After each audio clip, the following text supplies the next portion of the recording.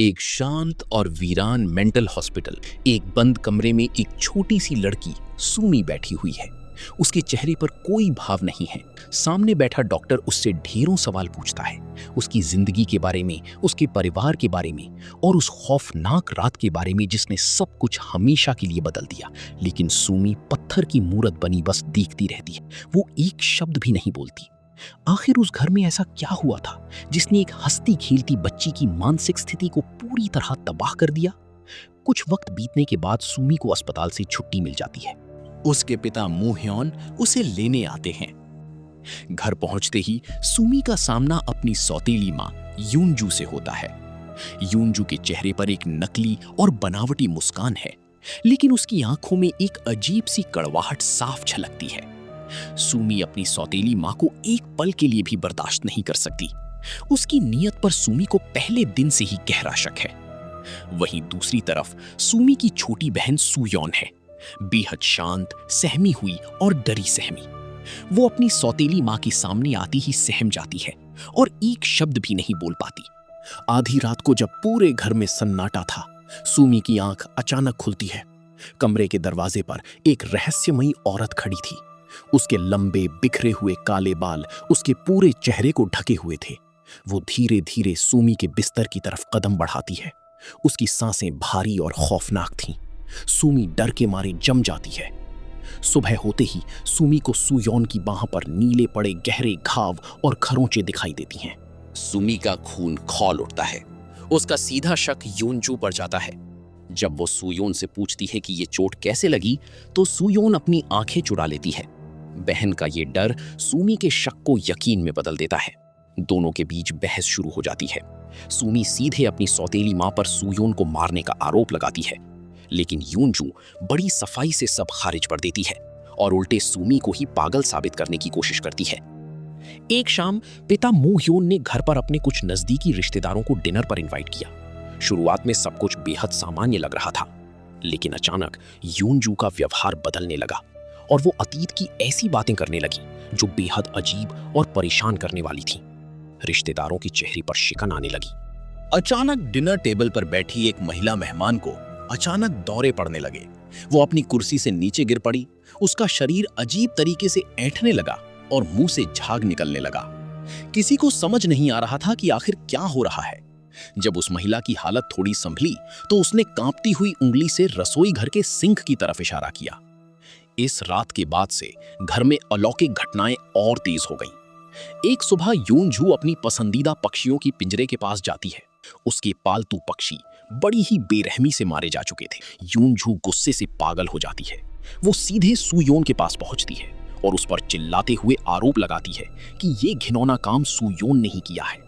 सुयोन इस बात से साफ इनकार करती है, लेकिन यूनजू का गुस्सा अब मासूम सुयोन पर फूटने लगा था। यूनजू सुयोन को खींचती हुई ले जाती है और उसे बेरहमी से एक भारी लकड़ी के पुराने अलमारी के अंदर बंद कर देती है। अंधेरी, घुटन भरी अलमारी के अंदर सुयोन डर के मारे अपनी सांसें गिन रही थी। जब सुमी को अपनी बहन की चीखें सुनाई देती हैं, तो वो अलमारी तक पहुंचती है और अपनी सहमी हुई बहन को बाहर निकालती है।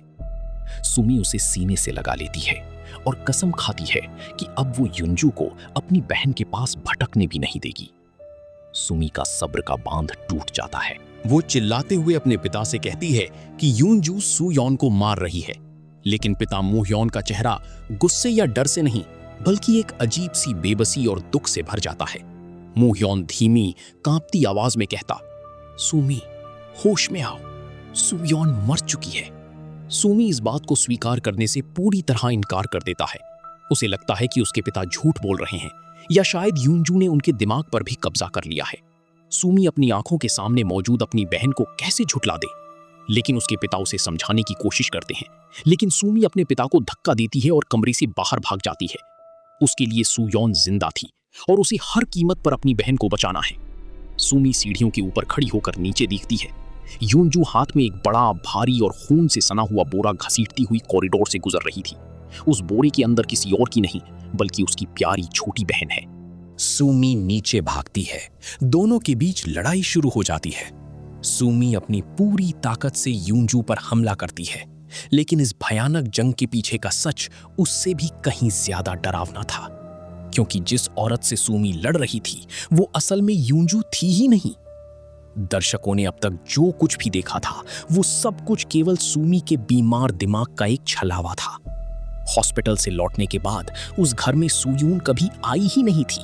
सुयून की मौत तो बहुत पहले ही हो चुकी थी, और जिस सौतेली मां यूंजू के साथ सुमी लगातार लड़ रही थी वो असली यूंजू थी ही नहीं। सुमी खुद ही दो अलग अलग पहचानों में जी रही थी। वो खुद ही यूंजू बन जाती थी और फिर खुद ही सुमी बनकर अपनी काल्पनिक बहन सुयून को बचाती थी। वो घाव जो उसने सुयून की बाह पर देखे थे, वे पक्षी जो पिंजरे में मरे हुए मिले थे, और वो अलमारी जिसमें उसकी बहन बंद थी, ये सब किसी और ने नहीं बल्कि खुद सुमी के बिखरे हुए दिमाग ने रचा था। सालों पहले सुमी और सुयोन की सगी माँ बहुत बीमार थी। उसी दौरान घर में युंजू की एंट्री होती है, जो उनकी देखभाल के लिए एक नर्स बनकर आई थी। लेकिन धीरे धीरे वो मोह्योन के करीब आने लगी, और फिर आया वो एक मनहूस दिन जिसने सब कुछ हमेशा के लिए खत्म कर दिया।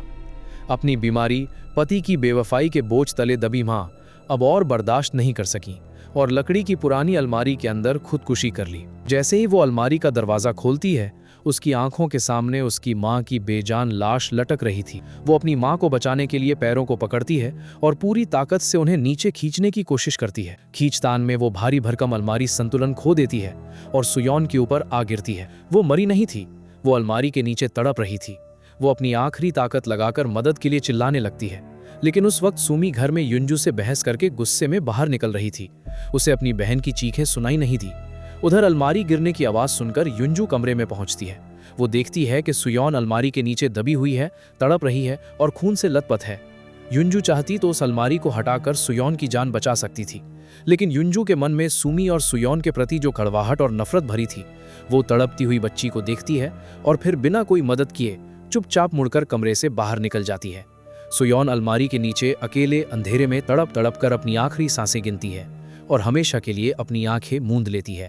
जब सुमी घर वापस लौटती है तो उसे अपनी बहन की मौत का पता चलता है। सुमी को एहसास होता है कि जब वो उसे पुकार रही थी तब वो गुस्से में घर छोड़कर चली गई थी। वो इस सच्चाई को बर्दाश्त ही नहीं कर पाती कि उसकी लापरवाही की वजह से उसकी बहन की जान चली गई। इसी असहनीय दर्द से बचने के लिए सुमी का दिमाग एक छलावा लड़ता है। अब यहाँ पहुंचकर कोई भी यही सोचेगा कि ये पूरी कहानी सिर्फ एक मानसिक बीमारी, गहरे डिप्रेशन और आघात से उपजे भ्रम का नतीजा थी। लेकिन ये कहानी इतनी सिंपल नहीं है, क्योंकि जब सुमी को वापस इलाज के लिए उसी मानसिक अस्पताल में भेज दिया जाता है और असली युंजू, वही औरत जो सालों पहले सुयोन को अलमारी के नीचे तड़पते छोड़कर चली गई थी, उस खाली और वीरान घर में अकेली लौटती है। मोह्योन बाहर जा चुके थे, युंजू अकेली थी।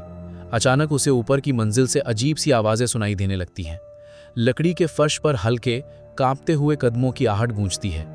कमरे के घने अंधेरे में उस पुरानी अलमारी के ठीक सामने एक साया बैठा हुआ था। युंजू खौफ से चीखना चाहती है, लेकिन उसकी आवाज़ गले में ही घुटकर रह जाती है।